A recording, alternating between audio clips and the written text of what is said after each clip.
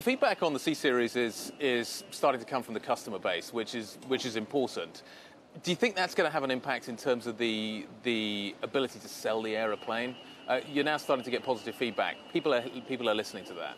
Absolutely. In fact, that's the position we wanted to be in, to get the airplane into the hands of our customer, and the operations are going exceptionally well. And the customers are starting to talk about the in-service experience and how positive it is, not just from a customer standpoint, because the features are incredible, but the operational reliability is the best we've ever seen for a new program. And the reputation of the airplane is starting to build itself among our industry. So that's exactly where we wanted to be. There's a lot of buzz around the aircraft because of that, and it's all very positive. So the follow-on question to that, therefore, has to be, when are we going to see the next big order for it? Because, to be honest, we haven't seen one, 15 months now? When do we start to see that positive feedback that you're talking about feeding through into somebody going, I'll have a few more of those? Internally, we see it because the conversations that we're having are accelerating, and they're in all regions around the world. So that part of it is fantastic. So soon. The other milestone that we're looking forward to is we welcome our third customer later this year in Korean Airlines. So that'll expose this airplane to another region, another customer base.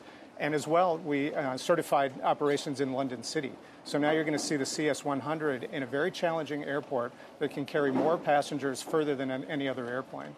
So that just adds to the buzz of this program. And here we are in Paris. You know, we can feel it, and people are excited about this program. So is it a 27? Let's nail down soon. Is it 2017? Is it 2018? Just give us a kind of sense of how those conversations. I would see more activity by the end of this year. Right. Okay. That's a nice milestone to look forward to. You're also ramping up kind of production. That's always a tricky thing to do. Kind of getting it sold. Then this is kind of where you make your money.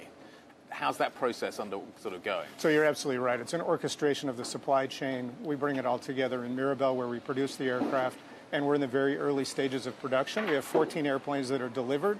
Our production plan is really to ramp up in the back half of the year, and we see nothing that's going to stop us from continuing to get the airplanes in the hands of our customers.